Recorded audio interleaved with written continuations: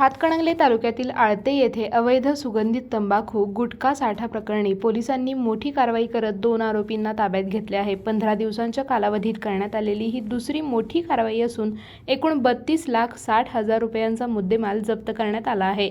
याबाबत पोलिसांकडून मिळालेली माहिती अशी की आळते येथील रामलिंग रोड गावडेमळा येथे राहणारा राजेश नरसिंगा पांडव वय 45 याच्या पत्र्याच्या बंद शेडमध्ये प्रतिबंधित अन्नपदार्थांचा साठा असल्याची गोपनीय माहिती पोलीस उपअधीक्षक अमोल ठाकूर यांना मिळाली होती। तसेच राजेश पांडव आणि शहनवाज मंसूर पठाण राहणार अहिल्यानगर सांगली यांच्यामध्ये अवैध सुगंधित तंबाखूची देवाणघेवाण सुरू असल्याची माहितीही पोलिसांना मिळाली होती। या माहितीच्या आधारे पोलीस उपनिरीक्षक विनोद पिलाने यांनी तांत्रिक तपास करत आरोपी शहनवाज पठाण याचा शोध घेतला।